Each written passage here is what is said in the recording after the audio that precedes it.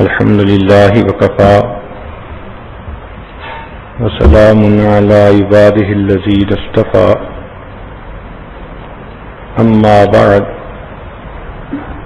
أعوذ بالله من الشيطان الرجيم بسم الله الرحمن الرحيم ربنا هب لنا من أزواجنا وذرياتنا قرة أعين وجعلنا للمتقين إماما سبحان ربك رب العزة عما يصفون وسلام على المرسلين والحمد لله رب العالمين اللهم صل على سيدنا محمد وعلى آل سيدنا محمد وبارك وسلم اللهم صل على سيدنا محمد وعلى آل سيدنا محمد وبارك وسلم اللهم صل على سيدنا محمد وعلى آل سيدنا محمد وبارك وسلم. گزشتہ کل سے بچوں کی تربیت کے عنوان پہ گفتگو ہو رہی ہے. جب بچہ اچھا سمجھدار ہو جائے اسے پڑھنے کے لیے بھیجیں، قرآن مجید بھی پڑھے، دین بھی پڑھے، اور ذرا عمر زیادہ ہو تو دنیا کا علم بھی حاصل کرے. دونوں طرح کے علوم کا حاصل کرنا بچے کی شخصیت کے کمال پر اثر انداز ہوتا ہے. کوشش کریں کہ بچے کی دلچسپی پڑھائی میں زیادہ ہو. اس کے لیے والدہ کو بچوں کے ساتھ مل کر پڑھنا پڑھانا پڑتا ہے. روزانہ ان سے پوچھیں کہ اسکول مدرسے میں کیا پڑھایا گیا، پھر ہوم ورک کے معاملے میں ان کی مدد کریں. آپ یوں سمجھیں کہ آدھا بچے پڑھتے ہیں اور آدھا ان کی ماں پڑھتی ہے، تب جا کے کام مکمل ہوتا ہے. اور اگر ماں گھر کے دوسرے کاموں میں مصروف رہے اور بچوں سے پتہ بھی نہ کرے کہ وہ کیا پڑھ رہے ہیں یا نہیں پڑھ رہے، تو پھر بعض بچوں کی دلچسپی تعلیم کی بجائے کھیلوں میں زیادہ ہو جاتی ہے.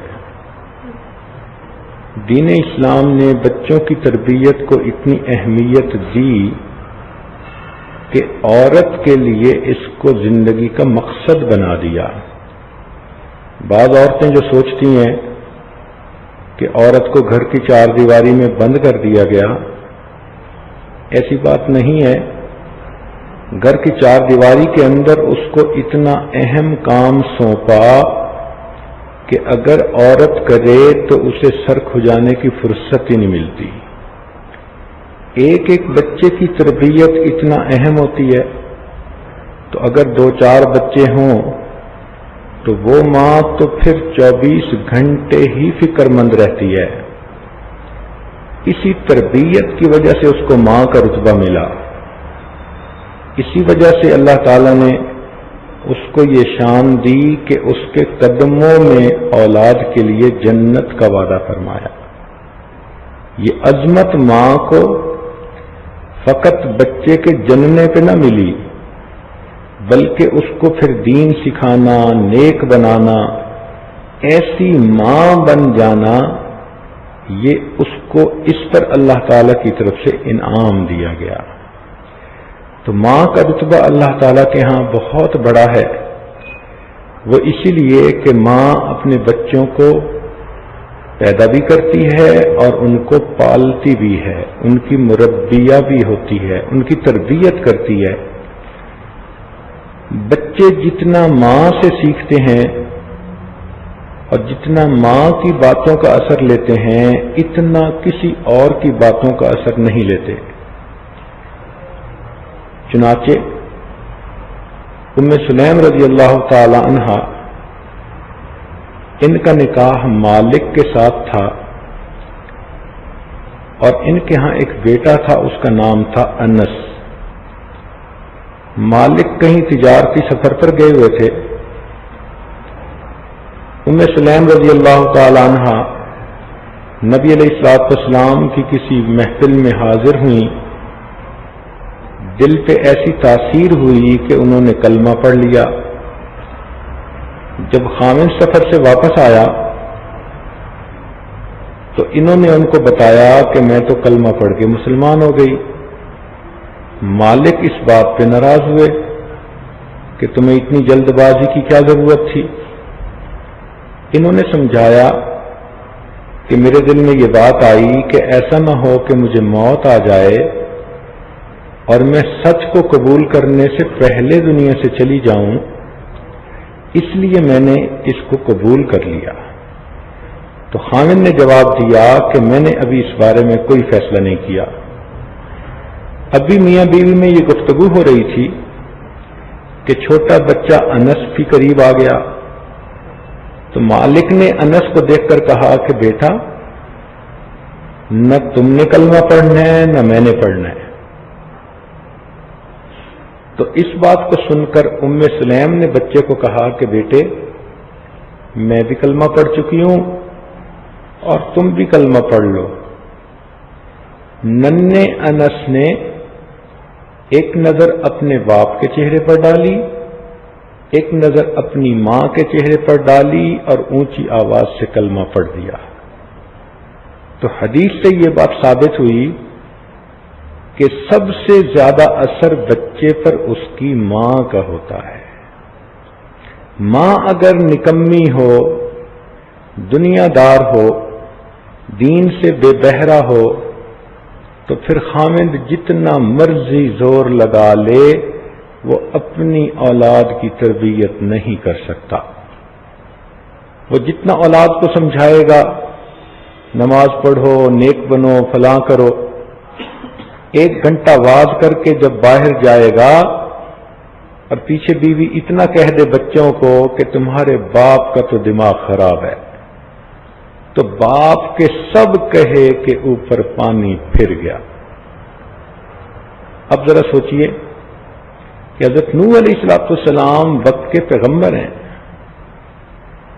ان کو اپنی اولاد کی کتنی فکر ہوگی، جن کے دل میں اللہ نے پوری امت کا غم ڈال دیا ہو، تو اپنی اولاد کی فکر کتنی ہوگی۔ مگر ان کی بیوی ایسی تھی کہ ان کے ساتھ ذہنی مطابقت نہ پا سکی، اختلاف رائے رکھتی تھی۔ اس اختلاف رائے کا یہ نتیجہ نکلا کہ نوح علیہ السلام اپنے بیٹے کو بلاتے ہیں، یا بنی ارکم معنا، اے بیٹے ہمارے ساتھ کشتی پہ سوار ہو جاؤ، مگر بیٹا باپ کی بجائے ماں کی بات کو مان کے دور رہتا ہے اور والد کی آنکھوں کے سامنے سیلاب میں ڈوب جاتا ہے۔ اسی لیے نبی علیہ السلام نے فرمایا کہ تم اگر شادی کرنا چاہو تو لوگ کرتے ہیں حسن و جمال کی وجہ سے، مال و منال کی وجہ سے، حسب نسب کی وجہ سے اور دینداری کی وجہ سے۔ تم اپنے لیے دین کی نسبت سے بیوی کو تلاش کرو۔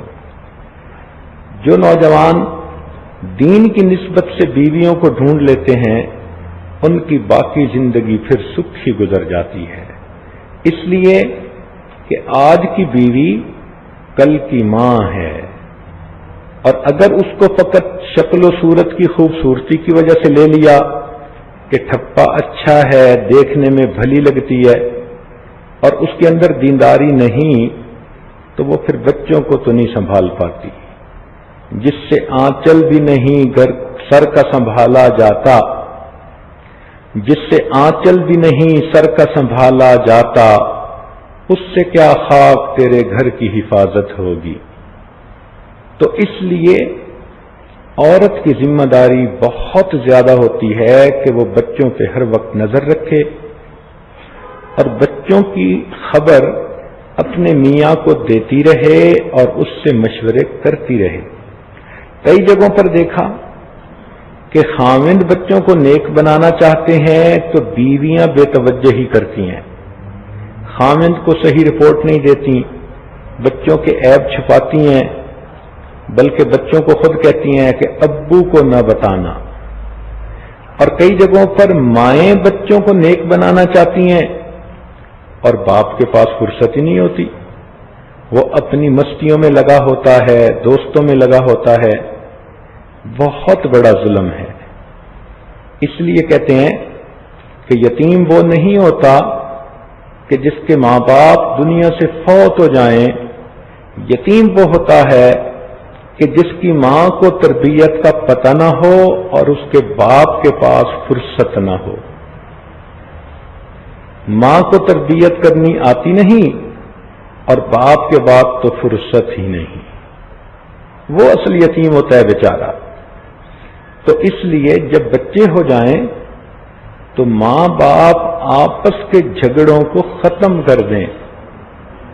شیطان مردود اتنا بدبخت ہے کہ جب بچے ہونے شروع ہوتے ہیں تو وہ میاں بیوی میں اختلاف پیدا کر دیتا ہے۔ اس کو یہ بات اچھی طرح معلوم ہے کہ اگر میاں بیوی میں اختلاف ہوا تو یہ آپس میں ہی الجھتے رہیں گے اور بچوں کی تربیت نہیں ہو سکے گی۔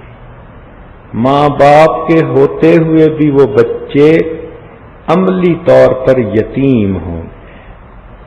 تو جب بچے ہو جائیں تو ماں باپ دونوں کو عقل کے ناخن لینے چاہیے اور آپس کی چھوٹی چھوٹی باتوں پر ایک دوسرے کے ساتھ جھگڑے کھڑے نہیں کرنا چاہیے۔ اب وہ بچوں کی ماں بن گئی، یہ باپ بن گئے، اب تھوڑا ایک دوسرے کے ساتھ افہام و تفہیم پیدا کرنی چاہیے، کلیئرنس، ٹالرنس ہونی چاہیے، برداشت ہونی چاہیے۔ بیمار آدمی تو کسی کو گالی بھی دے دے تو دوسرا بندہ برا نہیں جانتا۔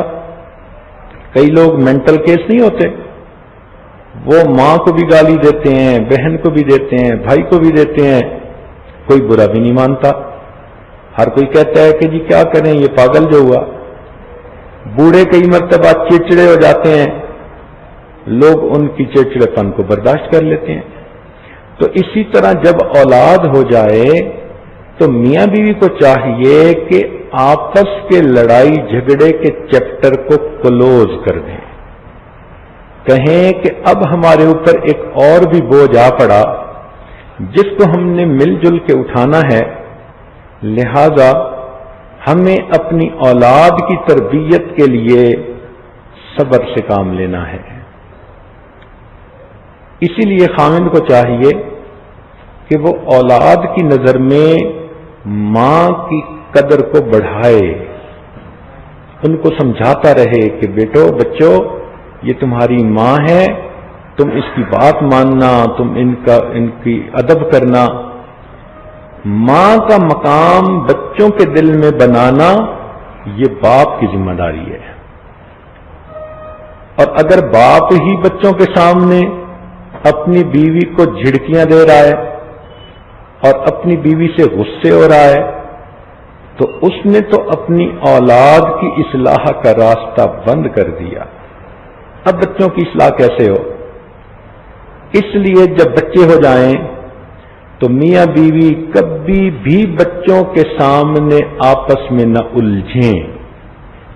جب ماں باپ الجھتے ہیں تو بچے یہ میسج لیتے ہیں کہ امی ابو بھی اسی طرح ہی ہیں، بس ہمارے اوپر روک چلانے کی وجہ سے ہمیں روک ٹوک کرتے رہتے ہیں، ورنہ آپس میں حال ان کا بھی یہی ہے۔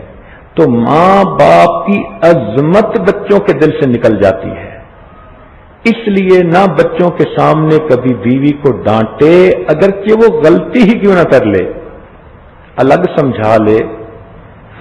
اور ماں کو بھی چاہیے کہ بچوں کی جو رپورٹ دینی ہے وہ بچوں کے سامنے نہ دے، فلاں ایسا ہے فلاں ایسا ہے، نہیں، علیحدگی میں بتا دے، پھر دونوں مشورہ کر لیں اور اس کے بعد بچے کو جیسے سمجھانا ہو وہ ویسے سمجھا لیں۔ بیٹیوں کو ماں سمجھائے تو اچھا لگتا ہے اور بیٹوں کو باپ سمجھائے تو زیادہ اچھا لگتا ہے۔ بہرحال جو بھی مناسب ہو میاں بیوی کو اس میں قدم اٹھانا چاہیے۔ بچوں کے دوستوں پہ ضرور نظر رکھیں، اس لیے کہ عام طور پر بچے اپنے دوستوں سے اثر جلدی قبول کرتے ہیں۔ ماں دیکھے کہ میری بیٹی کن بچیوں کے ساتھ بیٹھتی ہے، کھیلتی ہے، بات کرتی ہے، اگر وہ نیک بچیاں ہیں تو بہت اچھا، اور اگر ان کے اندر دنیا داری بھری ہے، رسم و رواج بھرے ہیں، تو ایسی بچیوں سے اپنی بیٹی کو کہے کہ تعلق کو کم کرے۔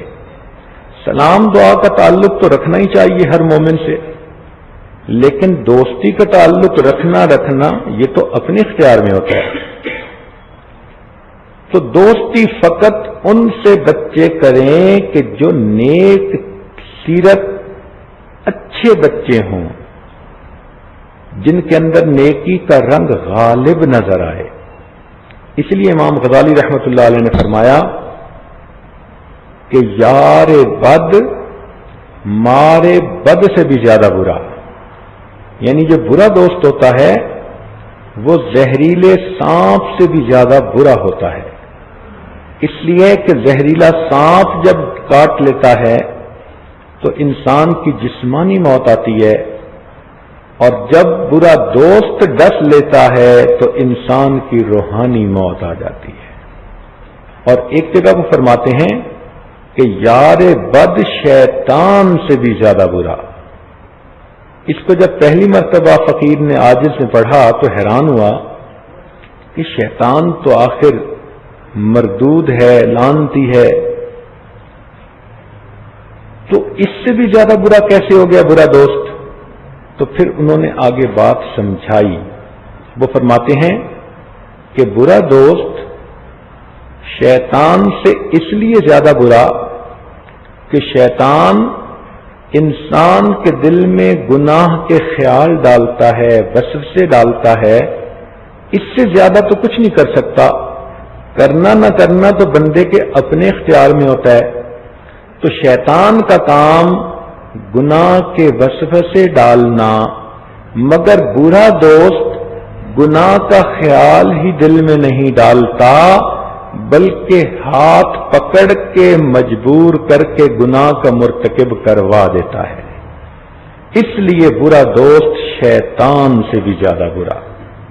تو ماں اس پر نظر رکھے کہ میری بچیاں کن بچیوں سے دوستی کر رہی ہیں، باپ نظر رکھے کہ میرے بیٹے کن بچوں کے ساتھ دوستی کر رہے ہیں، کیونکہ باہر بیٹا کیا کر رہا ہے یہ ماں تو نہیں جان سکتی، تو والد گرامی کو بھی اس کا خیال رکھنا پڑتا ہے۔ یہ نہیں ہوتا کہ بس اولاد پیدا ہو گئی اب ختم، اب تو کام شروع ہوا، اس کی تربیت کریں گے تو وہ صدقہ آخرت بنے گی۔ اولاد کا ہونا ایک خوشی ہوتی ہے، اولاد کا نیک ہونا اس سے بڑھ کر خوشی ہوتی ہے۔ بچوں کے اندر سچ بولنے کی عادت بچپن سے ڈالیں، ان کو صاف لفظوں میں یہ سمجھائیں کہ بچوں تمہاری ہر غلطی ہم قبول کر جائیں گے، لیکن تمہاری زبان سے جھوٹ کو ہم کبھی قبول نہیں کریں گے۔ لاؤڈ اینڈ کلیئر اس بات کو بچوں پر واضح کر دیں۔ نبی علیہ السلام نے ارشاد فرمایا مومن سب کچھ ہو سکتا ہے مگر مومن جھوٹا نہیں ہو سکتا۔ یاد رکھیں جھوٹ جتنا بھی تیز دوڑے سچ بالآخر اسے جا کر پکڑ لیتا۔ تو جھوٹ سے خود بھی نفرت کریں اور بچوں کو دل میں بھی جھوٹ کی نفرت پیدا کریں، حتیٰ کہ بچے کی طبیعت ایسی ہو کہ وہ غلطی بھی کر کے آیا تو وہ صاف بتا دے کہ غلطی کر دی، اور آپ اس کی غلطی کو معاف کر دیں کہ بچے نے سچ بولا ہے۔ جب بچے کو بات بات پہ آپ ڈانٹیں گی تو پھر بچے آپ کے سامنے غلطی کا اظہار کیسے کریں؟ اس کے لیے تو آپ کو بھی بڑا دل کرنا پڑے گا۔ ہر بات پہ نہیں ڈانٹا جاتا، غلطیاں بچے نہیں کریں گے تو کون کریں گے؟ انہوں نے کرنی ہوتی ہیں اور بڑوں نے معاف کرنا ہوتا ہے. تو ڈانٹ ڈپٹ ہو اصولی باتوں پر، تو سچ ایک اصولی چیز ہے. جس بچے میں جھوٹ بولنے کی عادت پیدا ہو گئی اس میں دورنگی کا بیج پڑ گیا، منافقت کا بیج پڑ گیا. یہ بچہ، اس کی اصلاح اب بہت مشکل ہو گئی. لہذا خود بھی سچ بولیں اور اپنے بچوں کو بھی سچ بولنے کی عادت ڈالیں. ہزار خوف ہو لیکن زباں ہو دل کی رفیق، یہی رہا ہے ازل سے قلندروں کا طریق. بچوں میں اپنا کام خود کرنے کی عادت ڈالیں. کئی بچوں کو دیکھا کہ گھر کے اندر چونکہ کام کرنے والے مرد بھی ہوتے ہیں، عورتیں بھی ہوتی ہیں، تو وہ شہزادوں کی زندگی گزارتے ہیں. بچیاں بڑی ہو جاتی ہیں، ان کو دسترخوان لگانا نہیں آتا. بچے بڑے ہو جاتے ہیں، ان کو مہمان کے سامنے پانی رکھنا نہیں آتا. یہ بہت ہی زیادہ فکر کی بات ہے. اپنے بچوں کو خدمت کے لیے تیار کریں. والدہ کو چاہیے کھانا بنوا دے اور بیٹی کو کہے کہ بیٹی میرے سامنے ذرا دسترخوان لگاؤ، اور اس کو پیار پیار سے سمجھائے کہ یوں دسترخوان لگاتے ہیں. پھر دسترخوان سمیٹنے کا کام بھی اسی کا ذمہ لگائے. جب برتن لگانا اور سمیٹنا اسے آ جائے، اب اسے کھانے بنانے بھی سکھائے. اب اسے سمجھائے کہ بھئی عورتیں جب گھر میں آتی ہیں مہمان تو ان کو بٹھایا کیسے جاتا ہے، ان کے سامنے کوئی چیز کیسے پیش کی جاتی ہے، ان سے ہم کلامی کیسے کی جاتی ہے. تو یہ خدمت کی عادت بچوں میں بچپن سے ڈالیں، ورنہ کچھ بچے بچپن سے ہی ہڈ حرام بن جاتے ہیں، کام چور بن جاتے ہیں. اور یہ بچوں کا قصور نہیں ہوتا، یہ ان کی ماں یا ان کے باپ کا قصور ہوتا ہے. اگر اللہ نے پیسے دیے تو اس کا یہ مطلب نہیں کہ بچوں کو لولا لنگڑا بنا دیں. بچوں کو کام کی عادت ڈالیں. یہی ان کے لیے کل کو اچھے انسان بننے کا سبب ہوگا. بچوں کی ایسی تربیت کریں کہ وہ خدمت میں عظمت سمجھیں. ان کو سمجھائیں کہ عبادت سے جنت ملتی ہے، خدمت سے خدا ملتا ہے. خدمت کے فضائل ان کے سامنے سنائیں تاکہ بچے خوش ہو کے کام کریں، اور ان کی باریاں بنا دیں کہ ایک دن فلانے کام کرنا ہے، پھر دوسرے دن فلانے کام کرنا ہے، اور جو اچھا کام کرے اس کو اپریشیٹ کریں تاکہ دوسرے بچے بھی اس اپریسیشن کو حاصل کرنے کے لیے اور کوشش کریں. اگر بچے کسی وقت آپس میں جھگڑ پڑیں، آپس میں لڑائی ہو جائے، دو بھائیوں میں، دو بہنوں میں یا بہن بھائی میں، تو آپ ان میں سے کسی کی بے جا حمایت نہ کریں. عام طور پر دیکھا گیا ہے کہ مائیں چھوٹے بچے کی حمایت کرتی ہیں اور بڑوں کو بے جا ڈانٹ ڈپٹ کرتی رہتی ہیں. یہ بہت بری بات ہے. جب بغیر قصور کے کسی کو ڈانٹ پڑی تو رد عمل اس کے ذہن میں ضرور ہوگا، یا تو وہ اپنی ماں اور باپ کو بے وقوف سمجھے گا، یا پھر ڈانٹ ڈپٹ کی اہمیت ہی اس کے دل سے نکل جائے گی. وہ ڈانٹ پروف بن جائے گا. جیسے شیم پروف ہوتے ہیں نا، ویدر پروف ہوتے ہیں، اسی طرح ڈانٹ پروف ہو جاتے ہیں بچے. کہتے ہیں ڈانٹ تو پڑتی ہے، امی تو چیختی ہی رہتی ہے، غلطی کرو نہ کرو اس کا کیا. تو ایسا سلوک کبھی بھی نہ کریں. جس کی غلطی ہو اس کو سمجھائیں اور دوسرے کو کہیں کہ بھئی تم اس کو معاف کر دو. جو غلطی کرے اس سے کہیں کہ وہ سوری کرے، وہ معافی مانگے. یہ معافی مانگنے کی عادت بھی ڈالنی پڑتی ہے کہ بچہ اس کو برا نہ سمجھے، انا کا مسئلہ نہ بنائے. بچپن کی عمر میں بچوں کو کھیل کود کی عادت ڈالیں، مگر وہ کھیل ایسا نہیں ہونا چاہیے کہ ٹی وی سکرین پر یا کمپیوٹر سکرین پہ بیٹھ کے ویڈیو گیم کھیل رہے ہیں. یہ ویڈیو گیم تو وقت کا ضیاع ہے تو واہ، بچوں کو 10 گھنٹے بٹھا دو اٹھنے کا نام نہیں لیتے، مگر اس سے تو ان کے بدن کو کوئی فائدہ نہیں ہوتا، وہ تو ایک جگہ بیٹھے ہوئے ہوتے ہیں۔ کھیلنے سے مراد وہ کھیل جس میں ان کے بدن کو حرکت ملے، دوران خون بڑھے، تاکہ بچوں کی صحت اچھی ہو۔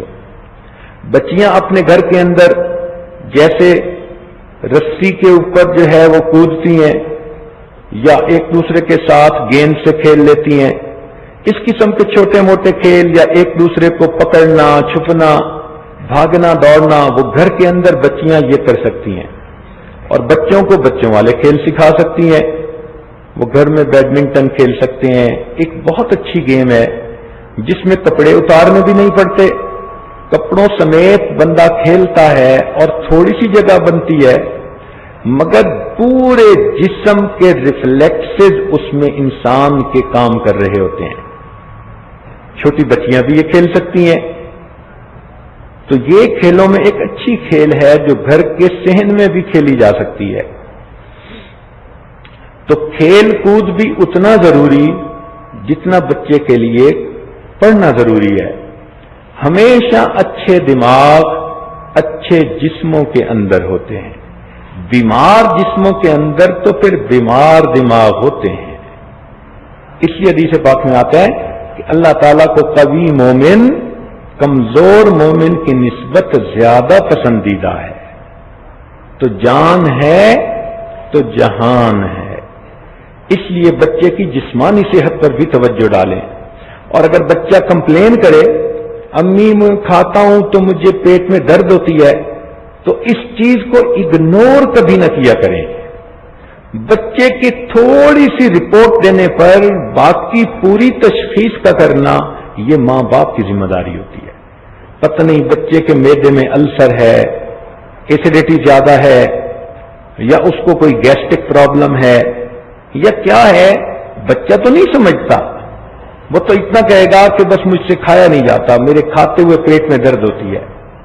تو ایسے بچے کو عام طور پر آپ ڈاکٹروں کے پاس لے جائیں، اور جب تک بیماری کا پتہ نہ چلے اس کے پیچھے سے آپ ہٹیں نہیں۔ اس طرح بچے روحانی طور پر بھی اچھے بنیں گے، جسمانی طور پر بھی اچھے بنیں گے۔ بعض گھروں میں لڑکوں کو لڑکیوں کے اوپر ترجیح دی جاتی ہے۔ اب بیٹیاں 3 ہوئی اور بیٹا 1 ہوا، اور ماں صاحبہ بیٹے کی پیدائش پہ اتنی خوش کہ وہ تو بیبی آف دی فیملی ہے۔ ٹھیک ہے، جب تک وہ چھوٹا بچہ ہے وہ بیبی آف دی فیملی ہے، لیکن جب وہ بڑا ہو گیا وہ بھی اسی طرح بچہ ہے جس طرح آپ کی بیٹیاں آپ کی بچیاں ہیں۔ اب اس لڑکے کی خاطر باقی لڑکیوں کو اگنور کرنا، بات بات پہ ان کو ڈانٹنا، اس کی خواہش کو پورا کرنا، ان کی خواہشات کو نظر انداز کرنا اور برابری کا سلوک نہ کرنا، یہ ناانصافی بھی ہے اور تربیتی نقطہ نظر سے یہ برا بھی ہے۔ اس سے پھر کیا ہوتا ہے کہ بچیاں اپنے آپ کو ڈپرائیوڈ محسوس کرتی ہیں کہ کاش ہم بھی اگر لڑکا ہوتی تو ہمیں بھی امی کی محبت ایسے ملتی۔ نہیں، وہ بھی انسان ہیں، وہ بچیاں بھی اللہ تعالیٰ کی بندیاں ہیں، وہ بھی اسی طرح اللہ کی بندیاں ہیں جس طرح یہ اللہ کا بندہ ہے۔ تو یہ بیٹے اور بیٹیوں میں جو فرق کر دیا جاتا ہے یہ مناسب نہیں ہوتا۔ اس معاملے میں دونوں میں اپنے رویے میں برابری رکھیں۔ جہاں بیٹے کو پیار کرتی ہیں تو بیٹی کو پیار کیوں نہیں کرتی؟ اس نے پیدا ہو کر کوئی گناہ کر لیا؟ ان کے اندر احساس محرومی پیدا نہ کریں۔ ایسی بچیاں عام طور پر گھٹتی رہتی ہیں اور پھر وہ ماں سے اپنی بات شیئر کرنے کی بجائے اپنی سہیلیوں سے باتیں شیئر کرتی ہیں، اور بچیوں کے لیے مصیبت کا راستہ کھل جاتا ہے۔ کئی جگہوں پر بچے بیٹے ہیں بہت سارے، تو مائیں چھوٹے بیٹے کو اتنی ترجیح دیتی ہیں کہ بڑے بیٹوں کو ڈانٹ ڈپٹی کرتی رہتی ہیں۔ تو یہ بھی مناسب نہیں ہے.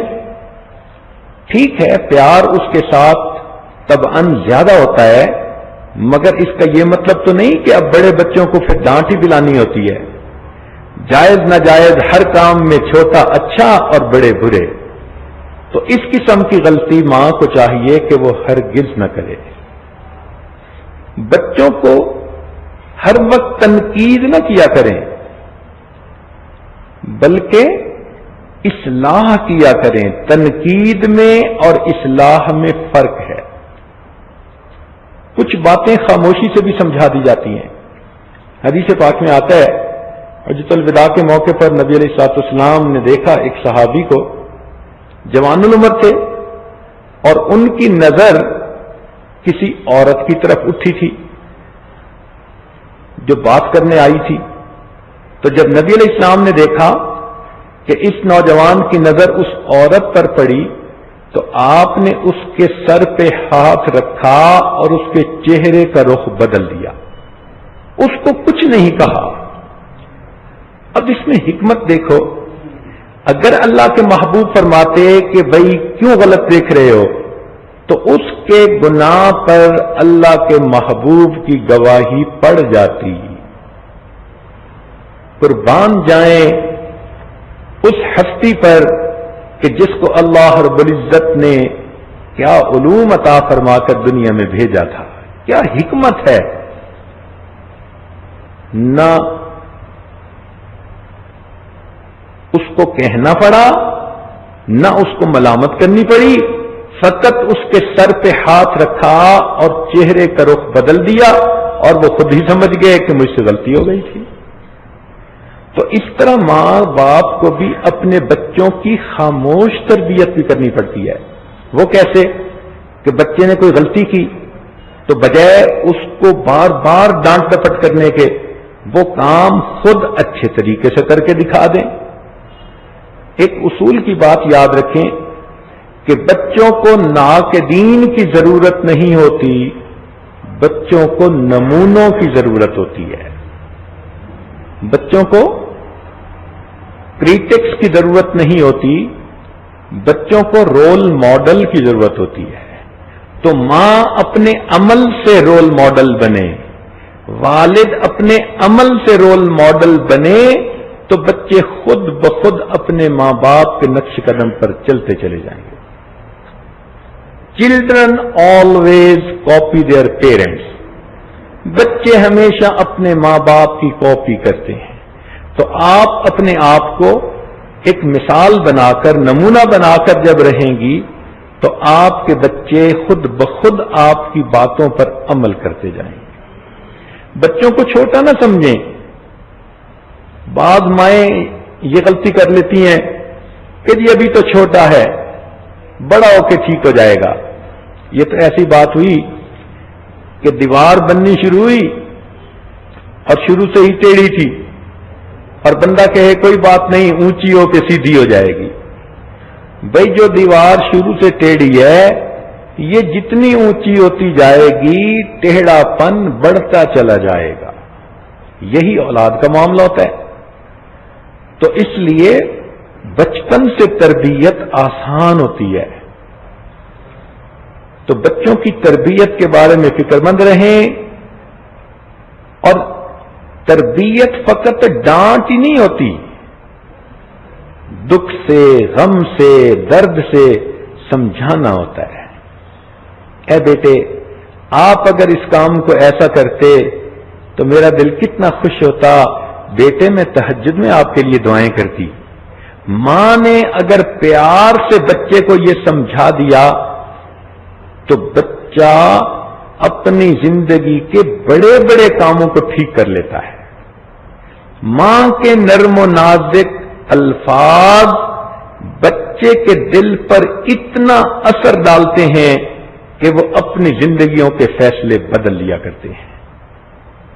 تو اس لیے بچوں کو، اور اگر آپ دیکھیں کہ بچے کو سمجھاتی ہیں اور نہیں سمجھ رہا، پڑھائی کا شوق نہیں پیدا ہو رہا، کام کا شوق نہیں، تو پھر اللہ تعالیٰ سے بھی مانگیں، 2 رکعت نفل پڑھیں، اللہ تعالیٰ کے سامنے ہاتھ اٹھائیں. جب ماں اپنی طرف سے سب کوشش کر لیتی ہے اور پھر اللہ تعالیٰ کے سامنے ہاتھ اٹھاتی ہے تو انسانوں کے دل تو اللہ تعالیٰ کی دو انگلیوں کے درمیان ہیں، یقلبھا کیف یشاء، اللہ تعالیٰ جیسے چاہتے ہیں بدل دیتے ہیں، تو پھر ماں کی یہ دعائیں رنگ لایا کرتی ہیں۔ اس لیے قرآن مجید نے ہمیں دعا سکھائی کہ ہم یہ مانگا کریں، ربنا ھب لنا من ازواجنا وذریاتنا قرۃ اعین وجعلنا للمتقین اماما۔ چھوٹے بچے بھی چھوٹی عمر میں سیکھنا شروع کر دیتے ہیں۔ ہارون رشید کے دربار میں ایک بچے کو پیش کیا گیا جو قرآن پاک کا حافظ تھا۔ اس کے والد نے کہا کہ بیٹا قرآن سناؤ۔ وہ اتنا چھوٹا تھا، کہنے لگا ابو پہلے مجھے گڑ کی ڈلی لے کے دیں پھر سناؤں گا۔ تو والد نے کہا اچھا بیٹا میں تجھے گڑ لے دوں گا، تم سناؤ۔ چنانچہ اس بچے نے سنایا۔ بچے کی عمر اس وقت 5 سال تھی اور وہ قرآن مجید کا حافظ بن چکا تھا۔ معاذ اور معوذ کتنی چھوٹی عمر تھی بچوں کی۔ عبد الرحمن رضی اللہ عنہ ایک صحابی ہیں، وہ فرماتے ہیں کہ میں نے اپنے دائیں بائیں دیکھا میدان بدر میں کہ میرے ساتھ لڑنے والے مجاہد کون ہیں، تو میں نے 2 بچوں کو دیکھا۔ وہ بچے قریب ہوئے، پوچھنے لگے کہ چچا جان ابو جہل کون ہے؟ میں بچوں کو دیکھتا اتنے چھوٹے اور یہ پوچھ رہے ہیں کفار کے سرغنے کے بارے میں۔ تو میں نے پوچھا بچے کیوں؟ انہوں نے کہا کہ ہم نے سنا ہے وہ نبی علیہ الصلوۃ والسلام کی شان میں گستاخیاں کرتا ہے، ہم نے دل میں یہ فیصلہ کر لیا یا آج وہ سلامت واپس نہیں جائے گا یا پھر ہم اپنے گھروں کو نہیں جائیں گے۔ کہتے ہیں میں حیران ہو گیا ان کی بات سن کے۔ میں نے انہیں کہا دیکھو وہ جو سامنے لوہے میں ڈوبے ہوئے لوگ کھڑے ہیں نا، ان کے درمیان میں اونچی سواری پہ جو شخص ہے وہ ابو جہل ہے۔ کہنے لگے سنتے ہی جب جنگ شروع ہوئی تو وہ بچے بھاگے، اتنے چھوٹے تھے کہ کسی نے ان کا نوٹس بھی نہیں لیا، حتیٰ کہ وہ ابو جہل کے گھوڑے کے پاس گئے۔ اتنے چھوٹے تھے کہ ابو جہل پہ وار نہیں کر سکتے تھے، تو ایک بچے نے اس کے گھوڑے کی ٹانگ پہ وار کیا تو ابو جہل نیچے گرا، تو دوسرے بچے نے ابو جہل پہ وار کیا، وہ زخمی تو ہو گیا لیکن وہ بچہ اتنا چھوٹا تھا کہ ابو جہل کا گلا بھی نہیں کاٹ سکتا تھا۔ تو عبداللہ ابن مسعود اللہ عنہ صحابی جو فقیہ امت ہیں وہ فرماتے ہیں کہ میں آگے بڑھا اور ابو جہل کا گلا کاٹنے کی سعادت اللہ نے ان کو عطا فرمائی۔ اور فقہ حنفی میں حضرت عبداللہ ابن مسعود رضی اللہ عنہ کا علم ہی غالب ہے۔ اسی لیے ہر جگہ پر آپ دیکھیں گے کہ عبداللہ ابن مسعود کے اس فقہ پر وقت کے ابو جہل ہی بہت اعتراض کرتے ہیں۔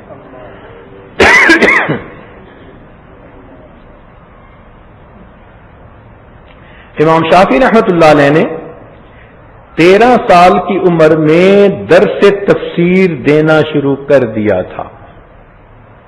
اتنے چھوٹے تھے کہ درس دے رہے تھے اور 2 چڑیاں آپس میں لڑتی ہوئی نیچے گریں تو انہوں نے اپنا امامہ اتار کے ان دونوں چڑیوں پہ رکھ دیا۔ اب درس قرآن کے درمیان یہ عمل جو بوڑھے بوڑھے بیٹھے ہوئے تھے ان سامعین کو برا لگا، تو انہوں نے اٹھا کے وہ امامہ پھر سر پہ رکھا، درس شروع کیا اور حدیث سنا دی کہ الصبی صبی ولو کان ابن نبی، کہ بچہ بچہ ہی ہوتا ہے اگرچہ کسی نبی علیہ السلام کا بچہ کیوں نہ ہو۔ چنانچہ ان کے دل میں جو غبار آیا تھا وہ بالکل صاف کر دیا۔ امام ربانی مجدد ثانی رحمت اللہ علیہ کے بیٹے حضرت خواجہ محمد معصوم رحمت اللہ علیہ نے 9 سال کی عمر میں اپنے والد سے اجازت و خلافت پا لی تھی۔ 9 سال کی عمر میں نسبت کے نور کو حاصل کر لیا تھا۔ محمد بن قاسم 17 سال کی عمر تھی اور فوج کا کمانڈر ان چیف بن کر وہ آیا اور کہاں سے لے کے ملتان تک اس نے اسلام کے جھنڈوں کو لہرا دیا۔ تو بچے چھوٹے ہوتے ہیں مگر ان کی اگر تربیت ہو جائے تو وہ سونے کے ٹوٹے ہوتے ہیں، دیکھنے میں چھوٹے ہوتے ہیں، حقیقت میں سونے کے ٹوٹے ہوتے ہیں۔ تو بچوں کو بنائیے، یہی ماں اور باپ کا فریضہ ہے کہ وہ بچوں کی اچھی تربیت کریں۔ دیکھیں، اب میں آپ کو ایک بات سمجھانے کی کوشش کرتا ہوں کہ 7ویں صدی ہجری میں مسلمانوں کے اوپر اتنی سستی غالب آ چکی تھی کہ تاتاریوں نے حملہ کیا، ایک دن میں 2.5 لاکھ مسلمانوں کو شہید کیا، اور بعض کتابوں میں 4 لاکھ مسلمانوں کا نام آتا ہے۔ بغداد کی نالیوں کے اندر پانی کی بجائے سرخ خون بہہ رہا تھا۔ ایک شہر میں اگر 4 لاکھ بندوں کو ذبح کریں تو کیا ہوگا؟ تو مسلمانوں سے تخت و تاج چھن گیا۔ تاتاری بہت سخت تھے، ظالم تھے، اور ان کا کوئی دین بھی نہیں تھا، لہذا اس وقت پوری دنیا میں مسلمانوں کے پاس کہیں تخت و تاج نہیں تھا۔ اب دوبارہ مسلمانوں کو تخت و تاج کیسے ملا؟ اس کے پیچھے 2 خاموش قوتیں کام کر رہی تھیں۔ ذرا یہ بات توجہ سے سننے والی ہے کہ اس تخت و تاج کے دوبارہ ملنے میں 2 خاموش قوتیں کام کر رہی تھیں۔ ایک اللہ والوں کی خاموش قوت جو ان تاتاریوں کے دلوں پہ محنت کر رہے تھے۔ چنانچہ دربند ایک شہر تھا، تاتاری جب وہاں داخل ہوئے تو مسلمانوں نے شہر ہی خالی کر دیا۔ تاتاری شہزادے نے پوچھا کہ بھئی کوئی ایک بھی مسلمان نہیں؟ تو اس کو رپورٹ دی گئی کہ ایک بوڑھا ہے اور ایک اس کے ساتھ اس کا خادم ہے، یہ دونوں ایک مسجد میں بیٹھے ہیں، یہ شہر میں موجود ہیں، باقی کوئی مسلمان موجود ہیں۔ اس نے کہا ان کو بیڑیاں پہناؤ، ہتھکڑیاں لگاؤ، میرے سامنے پیش کرو۔ ان بزرگوں کا نام تھا احمد دربندی رحمت اللہ علیہ، وہ ہمارے سلسال یا نقشبندیہ کے بزرگ تھے۔ سب شہر خالی کر کے چلے گئے، وہ اپنے ایک خادم کے ساتھ مسجد ہی میں بیٹھے رہے۔ جب ان کو زنجیروں میں باندھ کے پیش کیا گیا تو تاتاری شہزادے نے کہا کہ تم نے شہر خالی کیوں نہ کیا؟ انہوں نے جواب دیا کہ میں تو اپنے رب کے گھر میں بیٹھا ہوا تھا، تو میں اللہ کے گھر سے کیوں نکلتا؟ اس نے کہا کہ اب پھر تمہیں تمہارا اللہ بچائے گا؟ تو جب شہزادے نے یہ کہا نا تو ان بزرگوں نے آگے سے جواب دیا کہ ہاں میرا اللہ مجھے بچائے گا۔ جیسے ہی انہوں نے اللہ کا لفظ کہا ان کے ہاتھوں کی زنجیریں ٹوٹ کر نیچے گر گئی۔ اب اس شہزادے کے دل پہ نا ایک ہیبت طاری ہو گئی۔ اس نے کہا اچھا میں آپ دونوں کو یہاں رہنے کی اجازت دیتا ہوں۔ چنانچہ حضرت دربندی رحمت اللہ علیہ واپس مسجد میں آ گئے۔ وہ تاتاری شہزادہ دل سے متاثر تھا، وہ رات کے اندھیرے میں کبھی کبھی حضرت کے پاس سلام کے لیے حاضر ہوتا تھا۔ حضرت اسے نصیحت کرتے تھے، سمجھاتے تھے۔ کچھ عرصے کے بعد جب اس کو خوب محبت عقیدت ہو گئی تو اللہ تعالیٰ نے حضرت کو کشف کے ذریعے سے یہ معلوم کروا دیا کہ ایک وقت آئے گا کہ یہ شہزادہ کراؤن پرنس بن جائے گا، بادشاہ بن جائے گا، تاج اسے مل جائے گا۔ تو حضرت نے اسے بتا دیا کہ آنے والے وقت میں تم بادشاہ بنو گے۔ اس نے وعدہ کر لیا کہ حضرت اگر میں بادشاہ بن گیا تو میں اسی دن اپنے ایمان کا اظہار کر دوں گا، اگر پہلے ایمان کا اظہار کروں تو مجھے بادشاہ قتل کروا دے گا، لہذا میں ابھی اپنے ایمان کو چھپاؤں گا، اور جب مجھے تاج ملا تو میں اپنے ایمان کا اظہار کروں گا۔ ایک اللہ والوں کی یہ خاموش قوت تھی جس نے آنے والے وقت کے بادشاہ کے دل میں ایمان کی نعمت کو بھر دیا تھا. اور ایک دوسری خاموش قوت تھی. وہ کون سی؟ مسلمان بیٹیاں.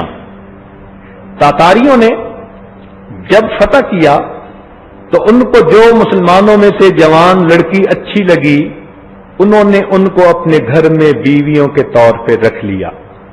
چنانچہ ہزاروں نوجوان مسلمان لڑکیاں ان کافروں کے گھروں میں آ گئیں. اب یہ مجبور تھیں، معذور تھیں، کیا کرتی؟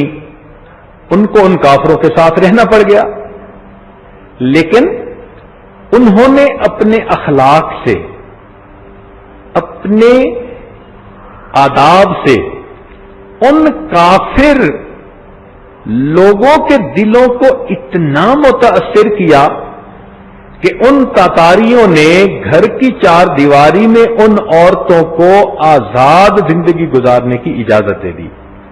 چنانچہ یہ مسلمان بیٹیاں اگرچہ کافروں کے بیٹے جن رہی تھیں مگر گھر کے اندر اپنا نماز روزہ کرتی تھیں اور اپنے ہونے والے بچوں کو بھی نیکی کی تلقین کرتی تھیں.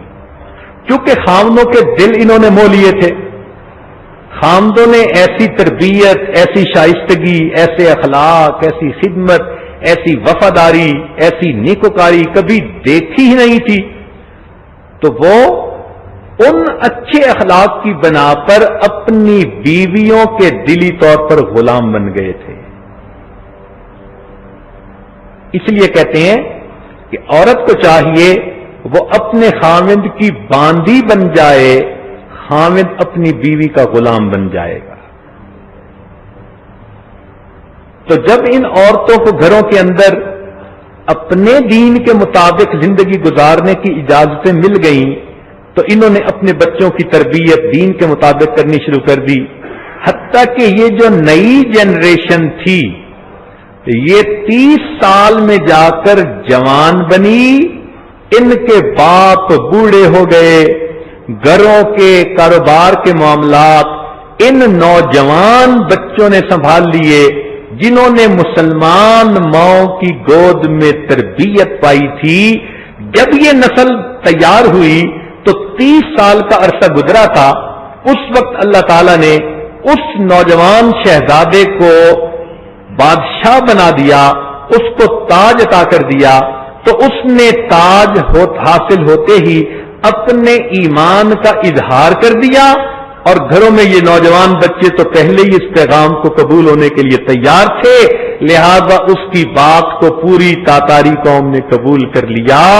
اللہ نے امت مسلمہ کو پھر تخت و تاج عطا فرما دی. قربان جائیں ان بچیوں کی عزت پہ. کیا ان کو نبی علیہ السلام کی سنت سے عشق تھا؟ کیا نبی علیہ السلام کی تعلیمات پہ وہ مر مٹی تھی کہ کفر کے ماحول میں رہ کر بھی انہوں نے محبوب کی سنتوں کو نہ چھوڑا اور بالآخر اللہ نے ان نیک بیویوں کے صدقے اسلام کو دوبارہ غلبہ عطا فرما دی. آج حالت کچھ اور ہے. ہمارے گھروں میں مسلمان خاوند کے گھر میں مسلمان لڑکی ہوتی ہے مگر وہ ذہنی طور پر یہود و نصارہ کے طریقے کو اپنا چکی ہوتی ہے. اپنے مسلمان گھروں میں وہ بچوں کو سنت کی بجائے یہود و نصارہ کے طریقے پہ پال رہی ہوتی ہے. کتنا فرق ہے آج کی جوان بچیوں میں اور اس وقت کی جوان بچیوں. اس لیے یہ ذمہ داری بنتی ہے آج کل کی بچیوں کی کہ وہ اپنے بچوں کی دینی تربیت کریں اور اپنے گھر کو نبی علیہ الصلوۃ والسلام کی تعلیمات کا گلشن بنائیں. یاد رکھیں ہر طرف آج فسق و فجور کی آگ لگی ہوئی ہے، گناہوں کی ہر طرف فضا بنی ہوئی ہے. ایسے میں مسلمان بچیوں کو چاہیے کہ اپنے گھروں کو محبوب کی سنتوں کا گلشن بنائیں. دل میں یہ حسرت پیدا کریں کہ میں قیامت کے دن نبی علیہ السلام کے سامنے اس حال میں کھڑی کی جاؤں کہ یہ وہ عورت تھی جس نے گھر کے ماحول کو نیکی سے بھر دیا تھا، نور سے بھر دیا تھا، بچوں میں حیا پیدا کر دی تھی، اچھے اخلاق پیدا کر دیے تھے. اس کو قیامت کے دن اگر نبی علیہ السلام کے سامنے سرخ روئی نصیب ہو گئی، یہ کتنی سعادت مند بچی ہوگی. اور ویسے بھی دستور کی بات ہے، جب آگ لگتی ہے تو مرد ہی نہیں بجھاتے، گھر کی عورتیں بھی آگ بجھانے میں ساتھ دیتی ہیں. ہر طرف معصیت کی آگ لگی ہوئی ہے، اکیلے مرد اس کو نہیں بجھا سکتے.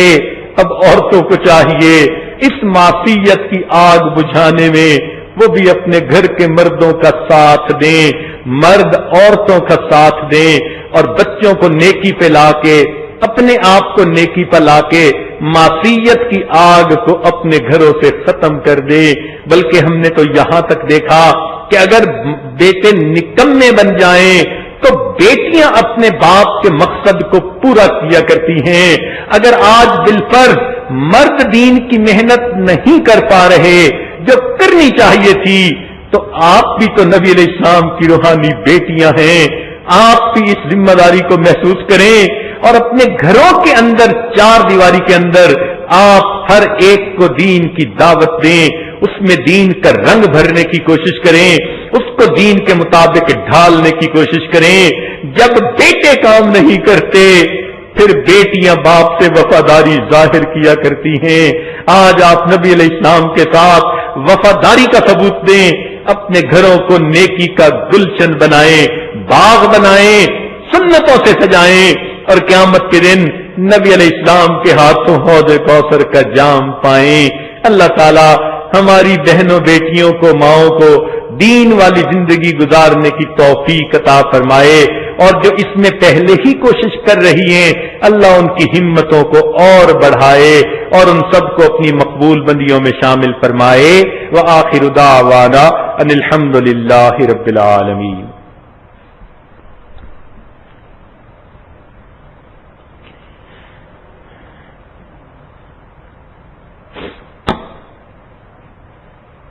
بعض مستورات کی طرف سے یہ پیغام متعدد بار ملا ہے کہ وہ بیعت ہونا چاہتی ہیں تو وطائب ہونا چاہتی ہیں، تو ابھی توبہ کے کلمات پڑھائے جائیں گے. توجہ کے ساتھ بیٹھیں.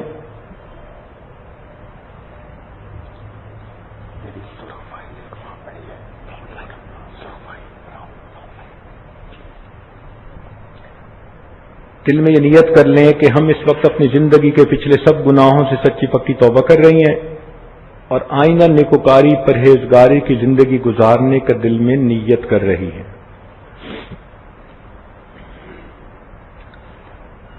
الحمدللہ وکفا وسلام علی عبادہ الذین اصطفیٰ اما بعد. یہ کلمات پیچھے پیچھے پڑھتی جائیے سچے دل کے ساتھ. بسم اللہ الرحمن الرحیم. لا الہ الا اللہ محمد الرسول اللہ. آمنت باللہ وملائکتہ وکتبہ ورسلہ والیوم الآخر والقدر خیرہ وشرہ من اللہ تعالی والبعث بعد الموت. آمنت باللہ کما ہوا باسمائہ وصفاتہ وقبلت جمیع احکامہ اقرار باللسان وتصدیق بالقلب. اشہد ان لا الہ الا اللہ واشہد ان محمدا عبدہ ورسولہ. استغفر اللہ ربی من کل ذنب واتوب الیہ. استغفر اللہ ربی من کل ذنب واتوب الیہ. وصلی اللہ تعالی علی خیر خلقہ سیدنا محمد وعلى آلہ واصحابہ اجمعین برحمتک یا ارحم الراحمین۔ اب ان کلمات کو پڑھنے سے آپ تو بتائے ہو چکی ہیں، چند معمولات سن لیجئے۔ ایک تو لیٹے بیٹھے چلتے پھرتے دل میں اللہ رب العزت کا دھیان رکھیے، اس کو کہتے ہیں دست بکار دل بیار، ہاتھ کام کاج میں مشغول اور دل اللہ تعالی کی یاد میں مشغول۔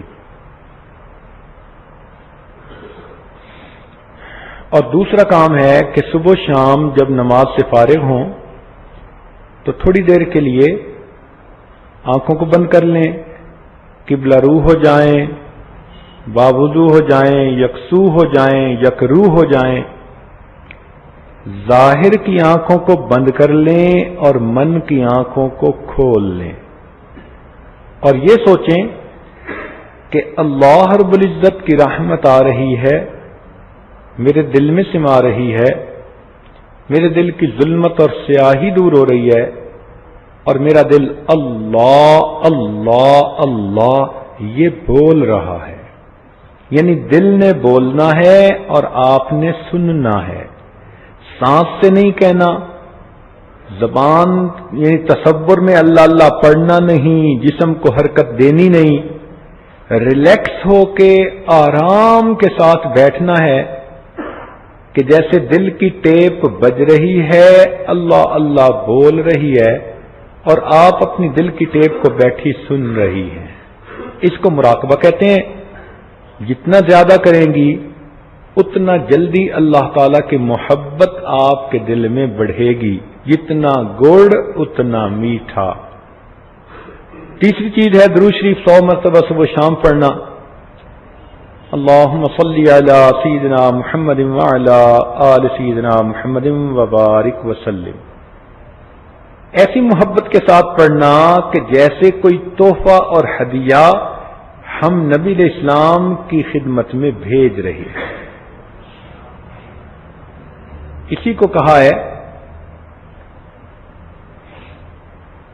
بے مایا سہی لیکن شاید وہ بلا بھیجیں، بے مایا سہی لیکن شاید وہ بلا بھیجیں، بھیجی ہیں درودوں کی کچھ ہم نے بھی سوغاتیں، ہم نے بھی اپنے آقا کی خدمت میں درودوں کے تحفے بھیجے ہوئے ہیں، ممکن ہے آقا کی طرف سے اپنی باندی کے لیے حاضری کا پیغام آ جائے۔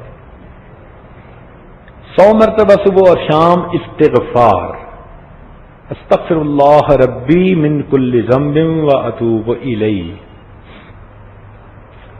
اور قرآن مجید کی تلاوت ایک پارہ روزانہ کریں تو بہت اچھا، مشکل ہے تو آدھا پارہ کر لیں، مگر قرآن مجید روزانہ پڑھنے کی کوشش کریں۔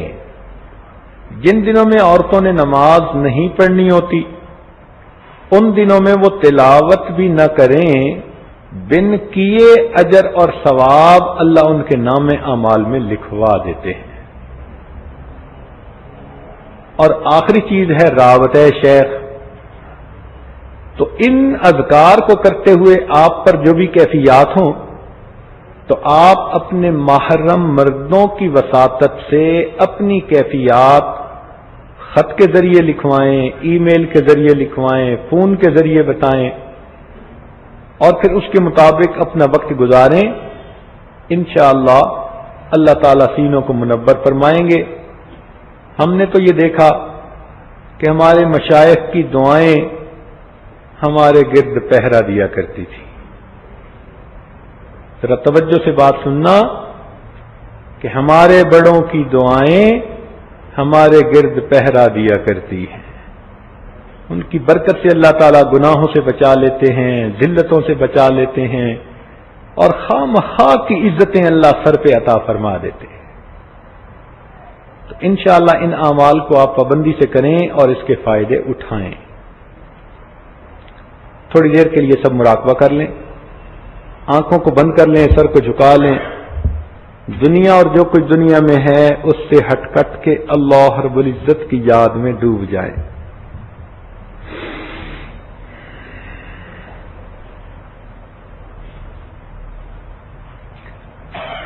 کیا معلوم رمضان مبارک کی یہ آخری گھڑیاں ہوں، تو اس میں اپنے اللہ کو منا لیجئے، اپنے گناہوں کو بخشوا لیجئے اور اپنے اچھے نصیب کے فیصلے کروا لیجئے۔ وقت کی اہمیت کا احساس رکھیں۔ کتنے لوگ تھے جو پچھلے رمضان میں زندہ تھے، آج زندہ نہیں ہیں؟ کتنے آج زندہ ہیں مگر آئندہ رمضان میں زندہ نہیں ہوں گے؟ تو اس رمضان کی اوقات کو غنیمت سمجھتے ہوئے خوب گڑ گڑا کر اللہ کو یاد کریں اور اللہ تعالی سے اپنے سب گناہوں کی سچی پکی معافی مانگیں۔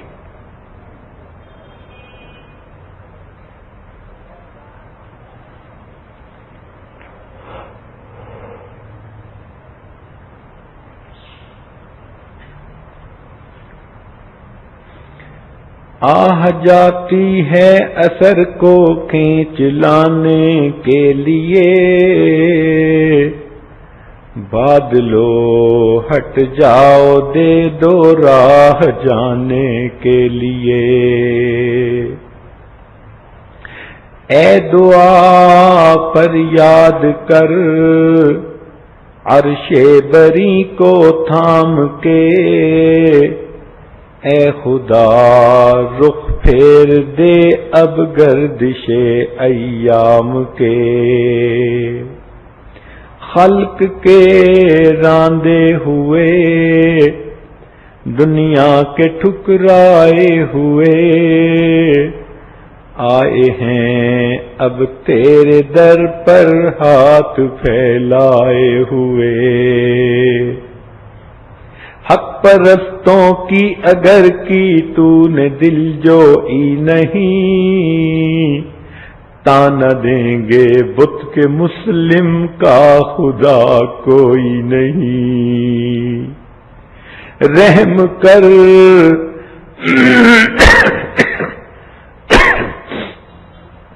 رحم کر اپنے نہ آئینے کرم کو بھول جا، ہم تجھے بھولے ہیں لیکن تو نہ ہم کو بھول جا۔ خار ہیں بدکار ہیں ڈوبے ہوئے ذلت میں ہیں، جو بھی ہیں آقا تیرے محبوب کی امت سے ہیں۔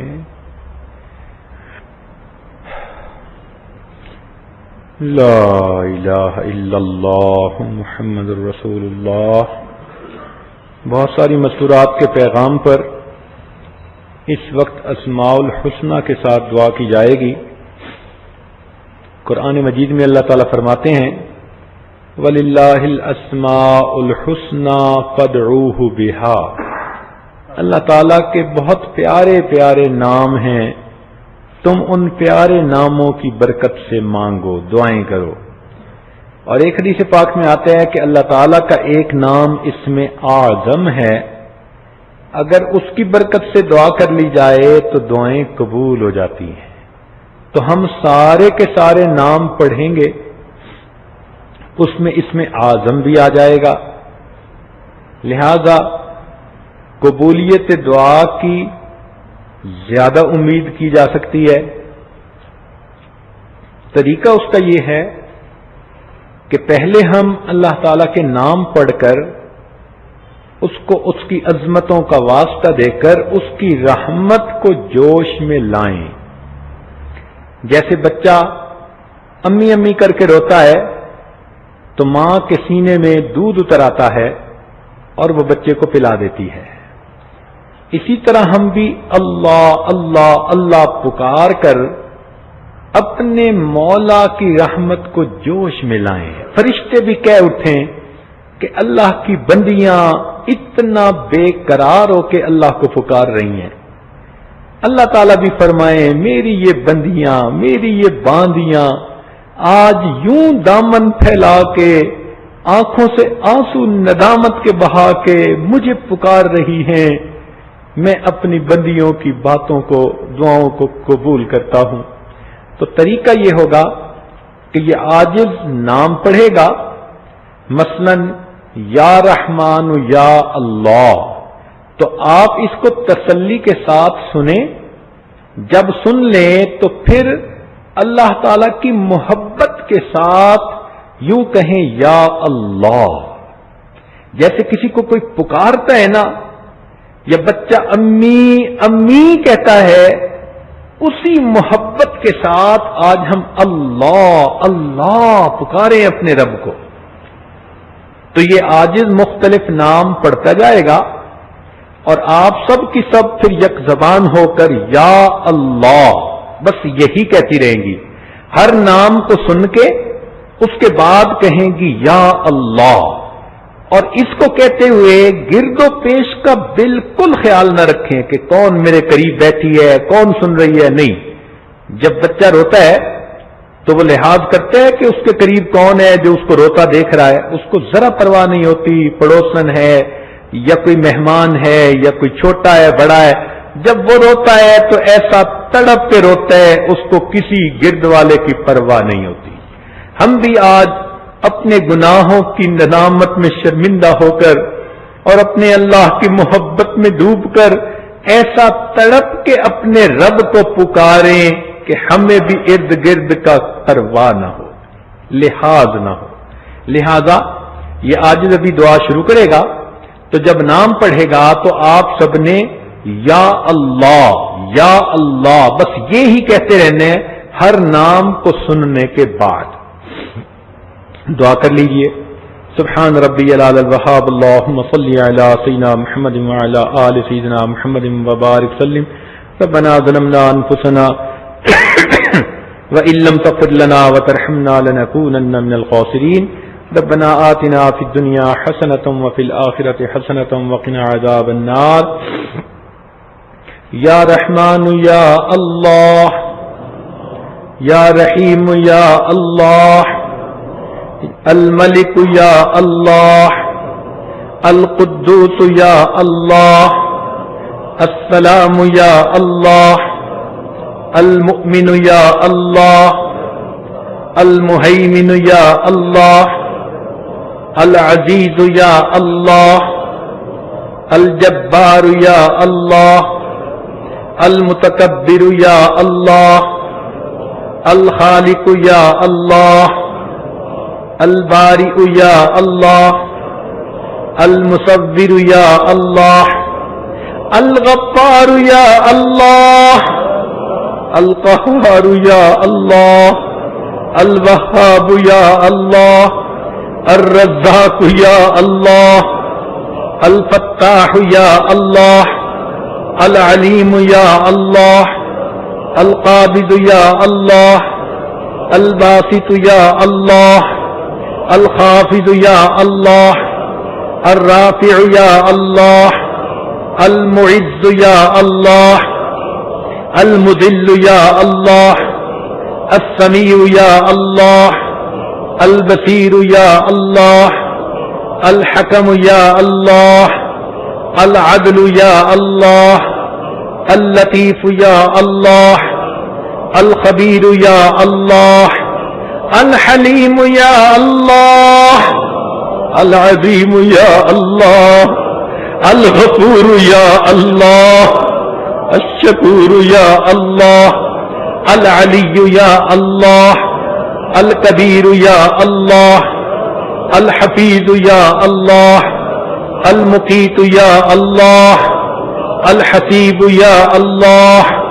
الجلیل یا اللہ، الکریم یا اللہ، الرقیب یا اللہ، المجیب یا اللہ، الواسع یا اللہ، الحکیم یا اللہ، الودود یا اللہ، المجید یا اللہ، الباعث یا اللہ، الشہید یا اللہ، الحق یا اللہ، الوکیل یا اللہ، القوی یا اللہ، المتین یا اللہ، الولی یا اللہ، الحمید یا اللہ، المحصی یا اللہ، المبدئ یا اللہ، المعید یا اللہ، المحیی یا اللہ، الممیت یا اللہ، الحی یا اللہ، القیوم یا اللہ، الواجد یا اللہ، الماجد یا اللہ، الواحد یا اللہ، الاحد یا اللہ، الصمد یا اللہ، القادر یا اللہ، المقتدر یا اللہ، المقدم یا اللہ، المؤخر یا اللہ، الاول یا اللہ، الآخر یا اللہ، الظاہر یا اللہ، الباطن یا اللہ، الوالی یا اللہ، المتعالی یا اللہ، البر یا اللہ، التواب یا اللہ، المنتقم یا اللہ، العفو یا اللہ، الرؤوف یا اللہ، مالک الملک یا اللہ، ذو الجلال والاکرام یا اللہ، المقسط یا اللہ، الجامع یا اللہ، الغنی یا اللہ، المغنی یا اللہ، المعطی یا اللہ، المانع یا اللہ، الضار یا اللہ، النافع یا اللہ، النور یا اللہ، الہادی یا اللہ، البدیع یا اللہ، الباقی یا اللہ، الوارث یا اللہ، الرشید یا اللہ، الصبور یا اللہ، یا اللہ، یا اللہ، یا اللہ، یا اللہ، یا اللہ، یا اللہ، یا اللہ، یا اللہ، یا اللہ، یا اللہ، یا اللہ، یا اللہ، یا اللہ، یا اللہ۔ اے پروردگار عالم، ہم عاجز مسکینوں کے گناہوں کو معاف کر دیجئے۔ اے ماؤں سے 70 گنا زیادہ محبت رکھنے والے پروردگار، اپنے بندے بندیوں کے اٹھے ہاتھوں کو قبول کر لیجئے۔ اللہ ہم پہ رحمت کی نظر ڈال دیجئے، آج ہمیں جہنم کی آگ سے چھٹکارا عطا کر دیجئے۔ اللہ ہماری بگڑی بنا دیجئے، ہماری جسمانی بیماریاں دور کیجئے، روحانی بیماریاں دور کیجئے۔ اللہ اپنی رحمتوں سے وافر حصہ عطا فرما دیجئے۔ رب کریم آج ہمیں محبت کی نظر سے دیکھ لیجئے۔ آپ کے بندے اللہ آپ کے گھر میں اعتکاف بیٹھے دامن پکڑ کے بیٹھے رہے۔ میرے مولا اپنے در کے منگتوں کو، اپنے در کے سائل کو، اپنی چوکھٹ کے پکڑ کے بیٹھنے والوں کو ایک محبت کی نظر دیکھ لیجئے۔ اللہ گناہ معاف فرما دیجئے۔ اے اللہ کوئی منظر سے نکل کے جہنم میں جائے اس پہ حسرت نہیں، حسرت تو اس پہ ہے جو مسجد میں ٹھکانہ کر کے بیٹھا رہا، پھر توبہ قبول نہ ہوئی اور مسجد سے نکل کے جہنم میں ڈال دیا گیا۔ اللہ مہربانی فرما دیجئے، رحمت کا معاملہ فرمائیے، اللہ بخشش فرما دیجئے۔ اللہ اعتکاف والوں کے اعتکاف قبول کر لیجئے۔ اے اللہ مستورات میں نمازیں پڑھی قبول کیجئے، تراویح پڑھی قبول کیجئے، تلاوت کی قبول کیجئے، گھر میں خدمتیں کی قبول کیجئے۔ اللہ رحمتوں کا معاملہ فرمائیے۔ اے اللہ کتنی مستورات ہیں جنہوں نے مہمانوں کے لیے گھروں میں کھانے بنائے، اللہ کتنی اچھی دعوتیں ہر روز کی۔ اے اللہ اس پر ان کو اپنی شان کے مطابق اجر عطا فرما دیجئے۔ اے اللہ جو آپ کی بندیاں آپ کے بندوں کی افطاریوں کے لیے، سحریوں کے لیے آگ کے سامنے کھڑی رہی، اللہ ان کو جہنم کی آگ میں نہ جلائیے گا، اللہ ان کو جہنم کی آگ سے بچا لیجئے گا۔ اللہ جنہوں نے آپ کے مہمانوں کے سامنے دسترخوان لگوائے، اللہ قیامت کے دن ان کو بھوکا نہ رکھیے گا، ان کو پیاسا نہ رکھیے گا۔ اللہ رحمت فرما دیجئے۔ اے اللہ جتنی مستورات نے بھی کوششیں کی خدمت میں حصے لیے، اللہ مثال ہی بنا دی انہوں نے، اللہ سب کی امیدوں سے بڑھ کر ان کو اجر عطا کر دیجئے، ان سب گھروں میں الفتیں عطا کیجئے، محبتیں عطا فرمائیے، رزق کی پریشانیاں دور کیجئے، اولاد کے غم دور کر دیجئے، اللہ اپنی رحمتوں سے واقف حصہ عطا فرمائیے۔ اللہ آج آپ کی بدیاں آپ کے سامنے حاضر ہیں، میرے مولا ان کی ہلکے ہاتھوں کو قبول فرما لیجئے۔ میرے مولا ہم نے دنیا داروں کو دیکھا، کسی گھر کے عورتیں اگر چل کے آ جائیں تو لوگ تو قتل کے مقدمے بھی معاف کر دیتے ہیں۔ میرے مولا یہ آپ کی بندیاں چل کے آپ کے در پہ آئی بیٹھی ہے، معافی مانگتی ہے، دعوت پھیلائے بیٹھی ہے، اے اللہ مہربانی فرما دیجئے، ان کے اٹھے آپ قبول کر لیجئے۔ اے اللہ یہ اپنے دل کے غم کس کو جا کر بتائیں، دل کے روگ کس کے سامنے کھولیں، آپ سینوں کے بھید جاننے والے ہیں۔ اللہ ان کے دل کی پریشانیاں دور کر دیجئے، ان کی نیک امیدوں کو پورا کر دیجئے۔ میرے مولا ہم نے اپنے بڑوں سے یہ بات سنی ہے، اگر باپ اپنے گھر میں کوئی چیز لائے، بیٹے بھی ہو اور بیٹیاں بھی ہو، تو وہ بیٹیوں کو پہلے دے، اس عزت کی وجہ سے جو آپ نے بیٹی کو عطا کی۔ اللہ ہم مردوں کو اگر حکم ہے ہم بیٹیوں کو مقدم کریں تو اے اللہ یہ آپ کی بندیاں آپ کے سامنے دامن پھیلائے بیٹھی ہیں، اللہ ان کو مغفرت میں مقدم فرما لیجئے، رحمت میں مقدم فرما لیجئے، ان کے دامن بھر دیجئے، اور ان کی برکت سے اللہ ہم گنہگاروں کی بھی بخشش فرما دیجئے۔ اللہ رحمت فرمائیے، اے اللہ جو بے اولاد ہیں ان کو نیک اولاد عطا فرما دیجئے، جو صاحب اولاد ہیں ان کی اولادوں کو نیکوکار بنا دیجئے، فرما بردار بنا دیجئے، ماں باپ کی آنکھوں کی ٹھنڈک بنا دیجئے، جو جوان العمر بچیاں ہیں ان کی اچھی تربیت فرمائیے، اور ان کو زندگی میں نیک اور قدردان لوگوں کا ساتھ عطا فرمائیے، ان کے نصیب اچھے کر دیجئے۔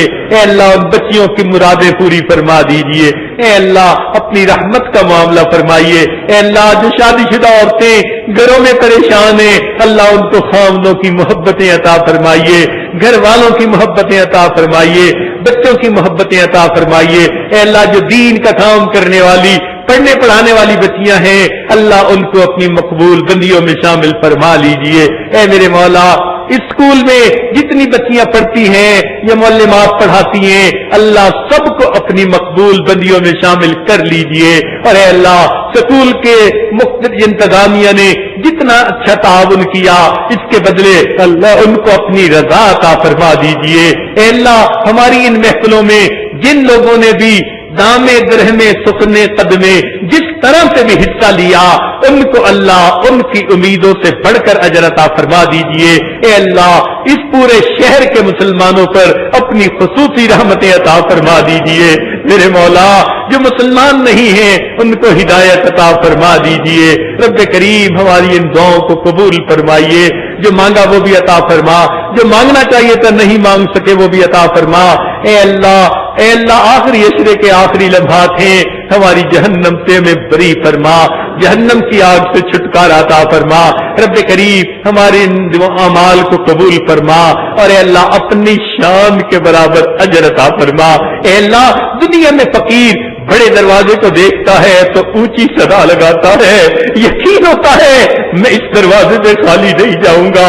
اے اللہ ہم تو سب سے بڑے دروازے پہ آج بیٹھے ہیں، میرے مولا ہم بھی آپ سے آپ کی شان کے مطابق مانگتے ہیں، اللہ عطا فرما دیجئے۔ اے اللہ ہمیں ایسا بنا دیجئے کہ ہم آپ کو پسند آ جائیں۔ اے اللہ ہم چاہیں نہ چاہیں پیشانی کے بالوں سے پکڑ کے آپ ہمیں نیک بنا دیجئے، نیکی کے رستے پہ چلا دیجئے۔ اللہ ہماری قیامت تک آنے والی نسلوں کے ایمان کی حفاظت فرما دیجئے۔ اللہ اولاد کے غموں سے محفوظ فرما، اولاد کے دکھوں سے محفوظ فرما، اولاد کی پریشانیوں سے محفوظ فرما۔ اے اللہ کتنی عورتیں ان پروگراموں کے لیے دور دور سے کاروں میں آتی رہی یا قریب سے پیدل آتی رہی، بھاگ بھاگ کے آتی رہی، اللہ ان کوششوں کے بدلے قیامت کے دن ان کو جنت میں داخلہ نصیب فرما دیجئے، ان کو عرش کا سایہ عطا فرما دیجئے، اپنے محبوب کے قدموں میں جگہ نصیب فرما دیجئے۔ رب کریم ہماری ان دعاؤں کو قبول فرمائیے۔ اے اللہ مدارس عربیہ کی حفاظت فرما، دعوت و تبلیغ کے کام کی حفاظت فرما۔ اے اللہ اپنی رحمت سے جہاں اللہ لوتی ہے ان خانقاہوں کی حفاظت فرما، اقامت دین کی کوششوں کی حفاظت فرما، جنہوں نے دعاؤں کے پیغام بھیجے، خط لکھ کے فون کیے، یہ جن کے ہم پر حقوق آتے ہیں، اللہ ان سب کو ان نیک دعاؤں میں حصہ نصیب فرما۔ ہمارے والدین عزیز اقارب مشائخ جو فوت ہو چکے ان کی مغفرت فرما، اور جن کی مغفرت آپ نے کر دی قرب کے اعلیٰ درجات عطا فرما۔ میرے مولا آخری وقت میں ہمیں کلمے کے ساتھ موت نصیب فرما، اور قیامت کے دن اپنے سامنے عزتوں کے ساتھ کھڑا ہونا نصیب فرما۔ جو مانگا وہ بھی عطا فرما، جو مانگنا چاہیے تھا اللہ ہم نہیں مانگ پائے ہمیں وہ بھی عطا فرما۔ صلی اللہ تعالی علی حبیبہ سیدنا محمد و آلہ و اصحابہ اجمعین برحمتک یا ارحم الراحمین۔